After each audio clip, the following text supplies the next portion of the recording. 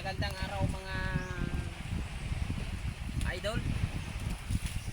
So, ang gawin natin ngayon ay magkuha ng mga panggatong dito sa tabi ng ating karagatan. Dito mga idol, kukunin natin kahoy na to. Kung layang-layaw. Oh, tuyong-tuyo talaga idol. Hindi natin ito panggatong sa pangsain ng kaparno mga idol.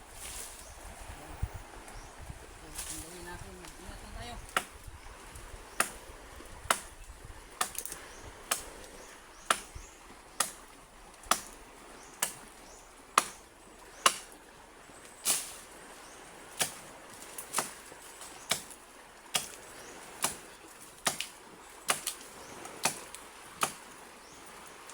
Ganito talaga pag mahirap tayo.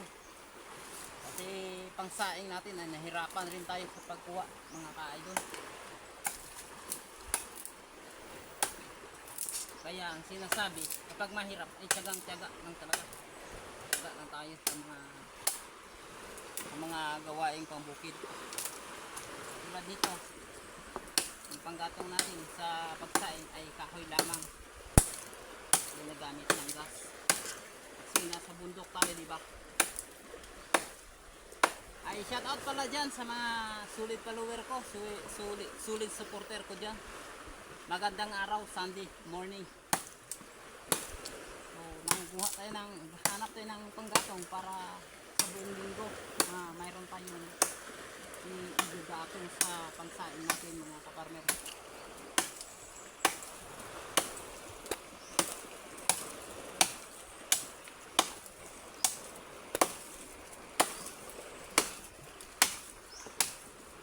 Yan. Kasi simula Lunes hanggang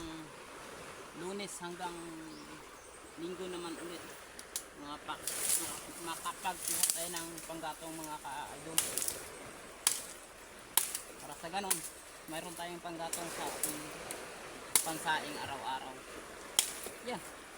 Muntik lang tamaan ang paa ko, idol ah. Parang tangayin pa talaga ang paa ko.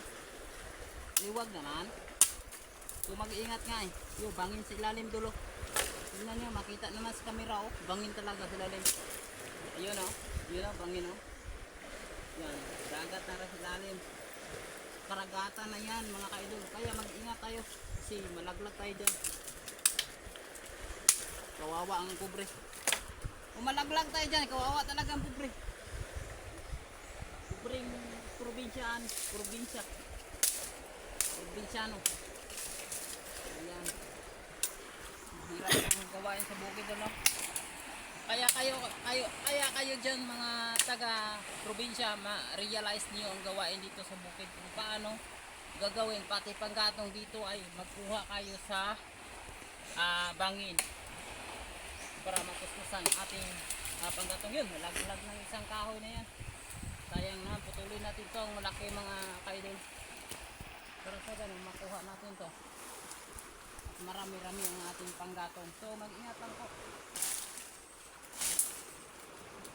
Bangin ang ilalim nito mga idol. Bangin. Take note lang po. Bangin ang ilalim nito.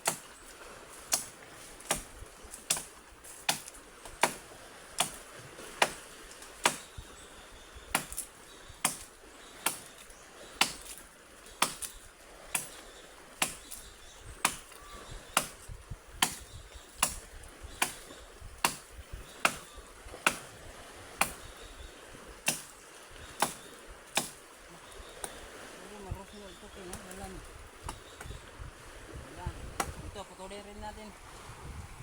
Parang madali itong kahoy na isa.